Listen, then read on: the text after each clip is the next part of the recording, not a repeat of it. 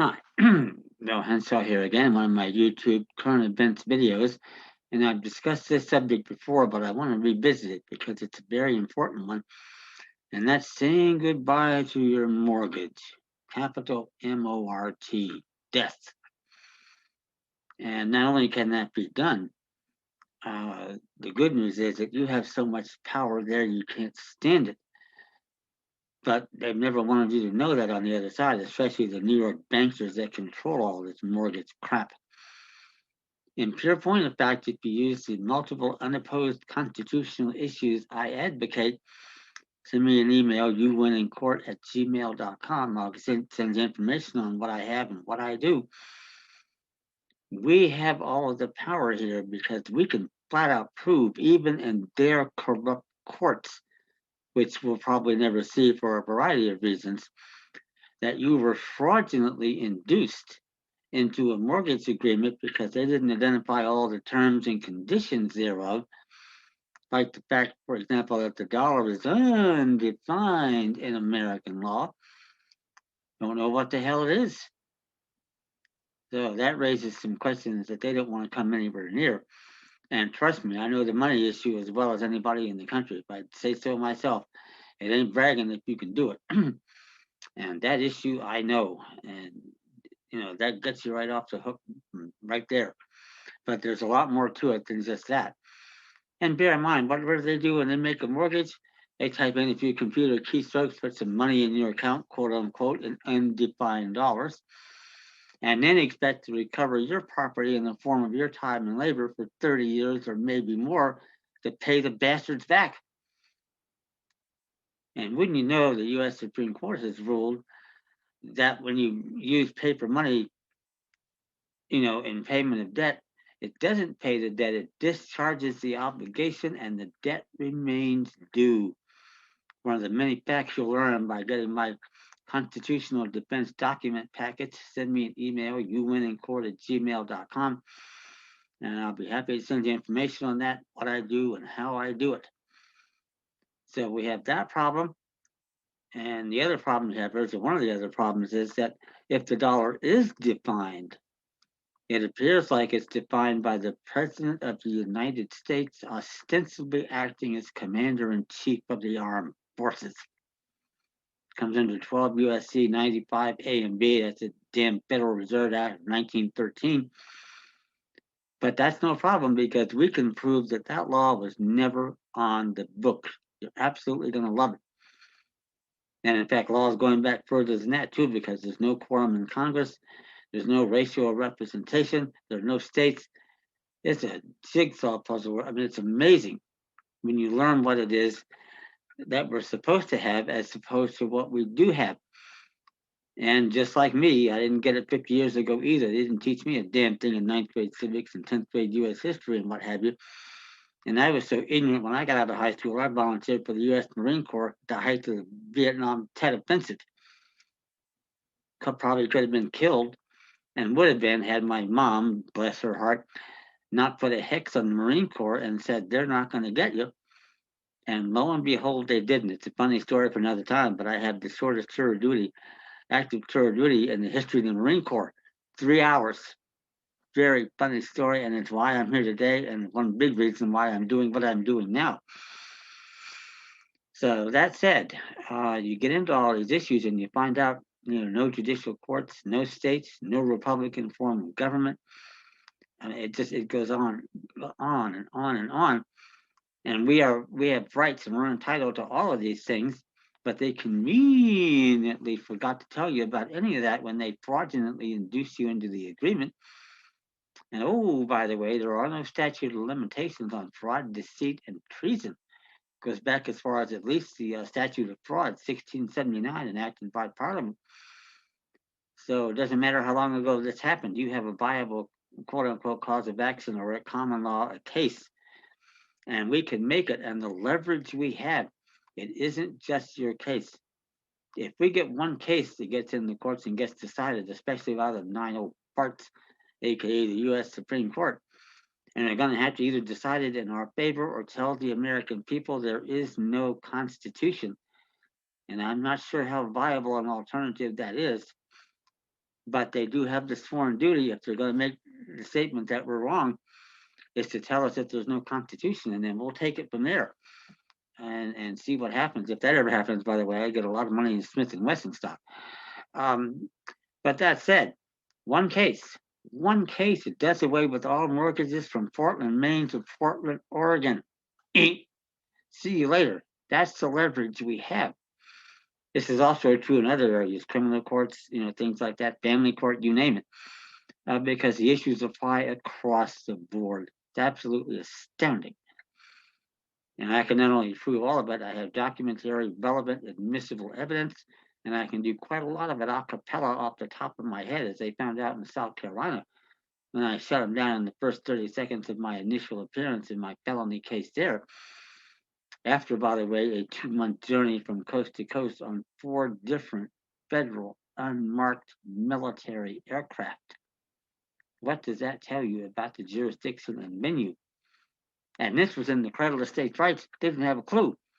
Probably couldn't tell you who John C. Calhoun was, for crying out loud. And that's how bad things have gotten. And yes, for those of you out there, especially the civil rights advocates, I damn well do use white supremacist arguments, quote unquote, because they win. Because the original citizenship here, you can look it up in all the original state constitutions, free, white, male, 21. End of story. Right or wrong or good or bad, that's the way it was. That's the way it is. Scott v. Sanford, aka the infamous Dred Scott case, could not have been reversed by the 14th War Amendment, which never existed. The ratification with a capital RAT violated all 6 articles of the Constitution. I've got about a 40-page brief, I believe, on that subject that spells it out clearly. And the Supreme Court contemporaneously ruled at the time that the Reconstruction Act was unconstitutional, but was not allowed to announce its opinion. And had that happened, the 14th Amendment never existed, and it doesn't. So all you folks out there wasting time on civil rights, even if you're acting in good faith, if I'm sitting there on a jury, I'd be hard pressed to be able to make any distinction between a good faith act of treason to the Constitution and one that isn't. Because by doing so, you're actively aiding and abetting those whose agenda is the overthrow of the Constitution and Republic of the United States. And that's not good no matter how you look at it. So if we start doing some other things here, we're going to get there a lot quicker, a lot safer, and consistent with the Constitution, not in contravention of it. That's what wins. And they don't want you to know that. But again, that's just a lot of leverage we have against them with an individual case. They just can't have it happen, even in their corrupt courts. Because frankly, if I say it myself, I've gotten good enough, I think I can get around their courts, even if we have to go in there. And trust me, we won't. It's going to be very scary for them on the other side. The risk versus gain is astronomical for them, and virtually nothing for us. Because the way I do things, and we'll have a service agreement to work it out here for doing offensive actions, but very inexpensive. My reward comes at the end where I'm going to get a percentage of whatever we get, and I'm fine with that, with a little bit of monthly installments or what have you. To just like an attorney would have a monthly retainer, but minimum stuff. And we don't ever figure to see the inside of a courtroom, and we're never going to see a jury, which we have the right to do from day one. That's how bad it is for them. So any of you interested in that, send me an email, unincourt@gmail.com. And I'll send you information on my materials, what I have and what I do, and what I believe we can do with the New York banksters.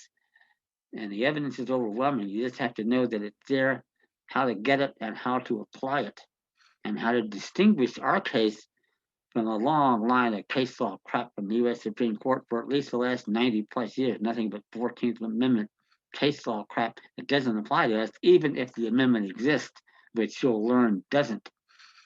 So we use their own rules and their own words to throw it back in their face and say, okay, do your damn job, like you said in Marbury versus Madison. State what the law is. Or in the alternative, tell us there's no constitution. We'll take it from there. That's the level of ability and the depth of the importance of the issues, the magnitude of the constitutional issues that we present. And the same court, the U.S. Supreme Court, has said again, we have a right to come there. And we do. Is if we can't get there, no judicial courts, no judicial process, every damn law in the books, including mortgage laws, are bills of attainder. Taking a property without judicial process. And wouldn't you know, just conveniently, it's been about 150 years since the court made a serious ruling on that issue. Why is that, you might well ask? And you'll learn more about that getting my document packet. Send me an email, youwinnincourt@gmail.com. I discussed that issue and exactly why it's not happened in that amount of time, at least a serious decision on it. And the last one I'm aware of is Cummings v. Missouri, 4 Wall US 277, 1867. There's no excuse for that. Because you got all this case law crap with due process and equal protection. And what they don't tell you is what the 14th War Amendment did effectively was to do away with the states. And it may have made all of us equal, not raising the freedmen to our level, which couldn't be done with that amendment the way it was done. If you're going to change the sovereign body politic of the nation and republic, it can't be done by our agents in the legislatures. We would have to do that as principles and conventions of people in the states. That never happened. And as some of you probably are well aware, the southern legislatures that ratified the 13th Amendment all rejected the 14th Amendment. That's why the radical Republicans passed the Reconstruction Act of 1867 and put in these military legislatures in the southern states that ratified the amendment, but they didn't. I mean, simple arguments here. We can beat them night and day, and it's fourth graders are going to, a classroom full of fourth graders are going to get this, even though a lot of law school graduates I've been around pretend not to. It's not that hard. We can beat the bastards. I want to help you do it, and we can make a lot of progress against them at the same time. Because once this goes on, and the deal is at the end of the case, and there isn't going to be one in court because they're going to get the wallets out rather than the checkbooks, rather than have us file any complaint and have to get into the public record. The deal is okay. You pay us off. You give us the name and the phone number. Other people that follow us can call and they can say, yeah, they came, filed a claim. We paid it. No details. Fine. So all you want you to say, we made a claim. We paid it. And that's going to go viral. It really is.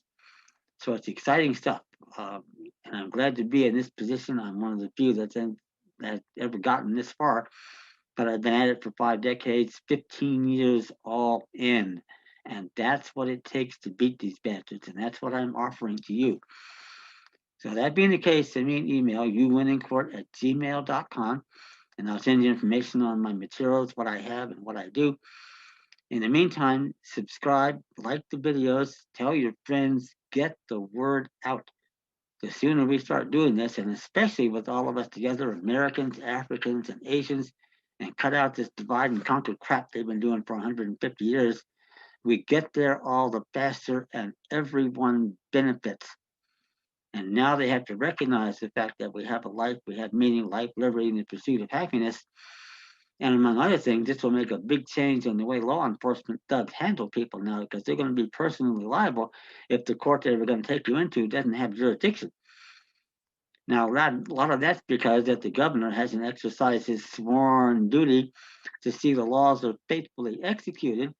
The result being they confuse you, me, and everyone else as being I've been Mug Corporation or Chase Bank or any of those artificial corporate entities. And that was the real purpose of that 14th War Amendment, was to make citizens, quote unquote, out of corporations. I identify that in my legal paperwork as birthright citizens, because that's what they are. And that's them that they do not want to go there with me. They don't have any status and standing, no nothing. We do, and we should. After all, this Constitution was ordained and established to secure the blessings of liberty to ourselves and our posterity. Okay, not Chase Bank, not I've been mugged, not any of those corporate entities. They don't have standing in a judicial court. We do, and I believe we can get ourselves into a judicial court. That's another part of my work that I've seen no one else even close to what I'm attempting to do there. But those courts have to be there. If we have states admitted into this union, then we have to have state courts exercising the judicial power of a state admitted into this union. and or the concurrent judicial power of an Article 3 federal circuit court. Simple as that. If we don't have those, then there are no states, and now this government's out of business maybe before you can snap your fingers because the whole thing just collapses. It does. It's amazing. And it's what keeps me going at the age of 72. That's why, I'm as happy and as healthy as I am, and I know my life is ahead of me at this age. It's amazing. Would have been a lot better if they would have taught me this 50 years ago in high school. That's for sure. But better late than never. I want to share it with you. You're going to love it. Your mortgage banker will not. And we'll see if we can't take care of these bastards. I don't care who the attorney law firm is. And just so you know, I've already beaten the law firm of Rudy Giuliani in a federal labor arbitration. And I also beat Stanford University in a labor arbitration at Stanford. And these aren't even specialty areas for me, but I did both, and I've got documented records I've done it. And my South Carolina case, my local felony case that I won when the DA gave up rather than go to trial and put me on the witness stand, and I would have blown them out of the water. They ended up with a time served plea deal, which is a major win for a case with 14 felonies charged. So that's the kind of ability that I have and the kind of power that the issues I advocate carry with them. We can make things happen. We really can. So, like I say, send me an email, youwinnincourt@gmail.com.